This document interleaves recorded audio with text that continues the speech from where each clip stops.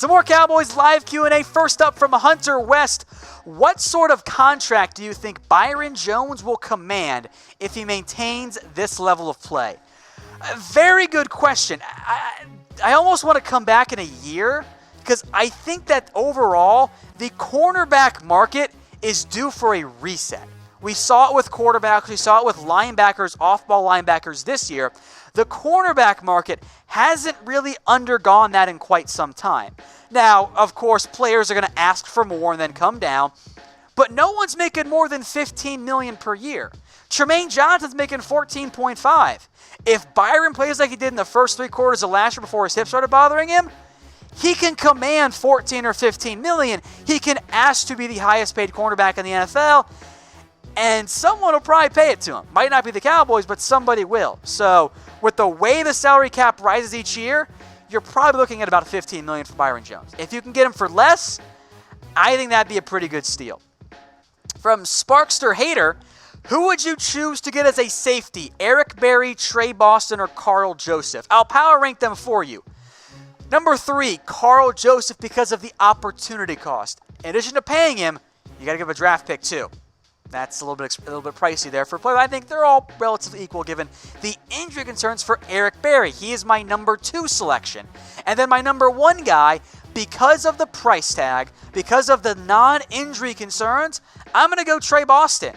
Maybe not on the upside of Eric Berry or Karl Joseph, but I think for the balance of play to price, I think Trey Boston would make the most sense there for the Cowboys, but there is no wrong answer. I think both those guys are all 3 of those guys are very good players. So let me know in the comments section. EB for Eric Berry, TB for Trey Boston, and KJ for Karl Joseph. Really good one here from Sergio Jaime. If the quarterback market wasn't as it is now, how much would you pay Dak Prescott? Let's just pretend it's relative to what normal players get paid, which is like $15 million for a premier player, or maybe it's like $20 million for a premier player like it is for the edge market. Or maybe it's what Tony Romo made all the way back in 2013 when Romo made $18 million per year. Now, I'll make note, if you factor in the way quarterback contracts have grown and the inflation of the salary cap, $18 million then is like $30 million today, just so we're clear.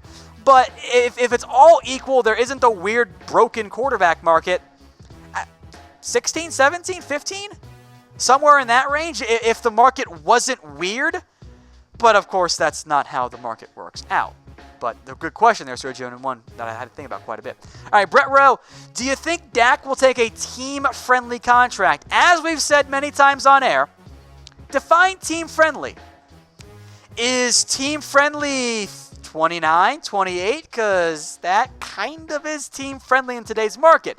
But if you define team-friendly as like 25, 20, don't get your hopes up, Brett. All right, some good questions here. We'll keep them coming in on quarterbacks. Johnny Lopez, should the Cowboys consider signing Sam Bradford as a backup quarterback? I mean, you can, but here's the thing. Sam Bradford lasts as long as I would behind an NFL offensive line. Not long.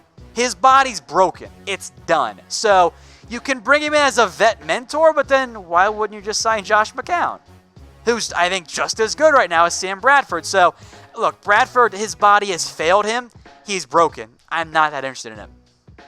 David Runyon 03, how long until we have a good idea if Frederick has his strength back, training camp? Good question. Like, he's been working out now. By all accounts, he's fine. He's back, but I think the answer is when the pads come on. That's probably your best true indication. You can feel like 90-95%, but even for Frederick's own mental status, once the pads come on, that'll be that next step forward, at least on that front. From Potato Bastard 123, Cowboys move Sean Lee to right outside linebacker, meaning the Sam, Jalen Smith at middle linebacker, meaning Mike, and Leighton Vander Esch at left outside linebacker, meaning the weak side. That is their plan right now. I am curious how this will go down because the Cowboys, remember, had Sean Lee for a long time as their middle linebacker. Then they moved him to the weak side linebacker because they were worried about his body holding up. Well, guess what? Body takes a bigger beating at the Sam spot. So, in the end, I'm fine with it because I want those 3 guys on the board or at linebacker on the field together, because those are your best two linebackers by far. But I'm curious how the body will hold up for Sean Lee, regardless of where he played, though, I guess, in the end. All right, from Prince Pure, why didn't the Cowboys take a safety in round 2? Their explanation, and I'm not saying it's right or I agree with it, is that they were worried about the 3 technique depth beyond Trysten Hill, which, okay, I guess that's fine, and that they thought Juan Thornhill was more of a free safety than he was a strong safety. And look, I don't have a great feel for it. I think the Cowboys really, truly should have gone safety in round 2. I think that would have been better. But, hey, it is what it is. Hill, I think, will be a good player for the Cowboys. Now, today's show brought to you guys by Wager Talk. Get a free daily pick package at wagertalk.com/chatsports. I needed it myself because I kind of bet big on the over on 3.5 quarterbacks going in round 1. And there were only 3 because Drew Lock didn't go in round 1, so go figure on that front. So again, that free daily pick package, wagertalk.com/chatsports. Phil Dunn on Facebook wants a 53-man roster video. Now, as you guys know, I'm going on my honeymoon and my wedding this week starting tonight. So that means no videos for 2 weeks, right? Nah, we got you guys covered. I filmed a bunch of stuff for you guys today. We'll spread it out over the next couple of days. One of them is a 53-man roster video. So down there in the comments section, make sure you subscribe to youtube.com/Dallas Cowboys Report. Kevin Poet, I am not paying attention right now, I'll be honest. I'm speaking and stuff. Says maybe there should be 2 separate live chat rooms. One for adults who understand the game, and another for the kids with silly questions. Tell us how you really feel, Kevin. I like it though, it's funny. All right, from Wolf Hunter 421. Percent chance of re-signing Cobb if he's actually better than Bees like people say he is. Good question. I've kind of always viewed Randall Cobb as a rental. It all depends on the price tag, you know? Like if Randall Cobb wants $10 million, it just ain't happening. If he wants to settle for 5 again, sure. So I'll put it at 69%. How about that? All right, Matt S. If we keep Hurns, he'll be off the books next year anyway. We don't need immediate cap space, so why not keep him on the roster? Never know when a receiver gets injured, we need Hurns. So that's fair, and I'm fine with keeping Hurns until roster cuts. Let him compete, and it does prevent you against injuries. But what happens if there are no injuries before the season? And yes, he comes off the books, but you can roll over money.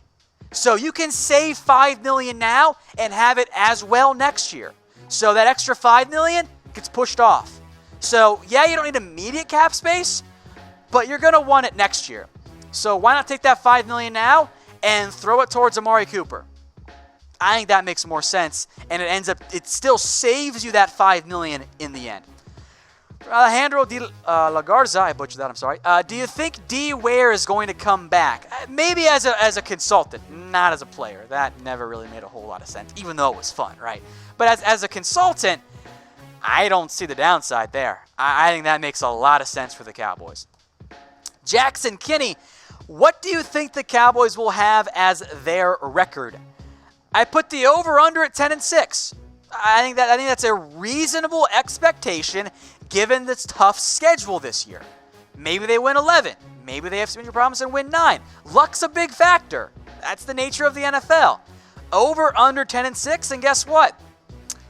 I think that's enough to get you into the playoffs and maybe keep Garrett's job if they make a nice little run.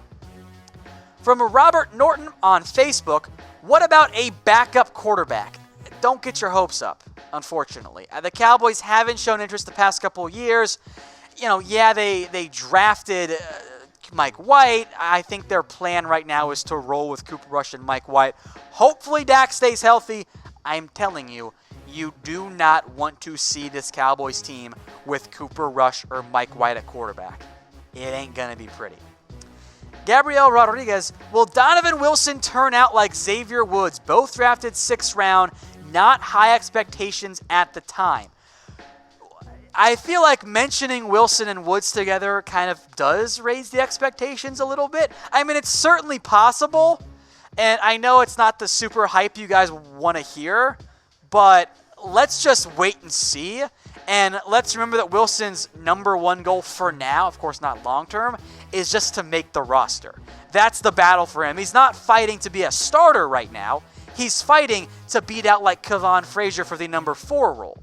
And to be fair, most 6th, 7th round picks are more likely to be cut than to actually become a full-time starter. That's just how things work in the NFL. Hey Cowboys fans, thanks for watching the Cowboys Report. If you haven't already, click right here to subscribe to our channel for all the best Cowboys coverage on the internet. That's news, rumors, highlights, mailbags, film studies, and a whole lot more. And I'm making your lives a little bit easier as well with the next Cowboys Report video right here.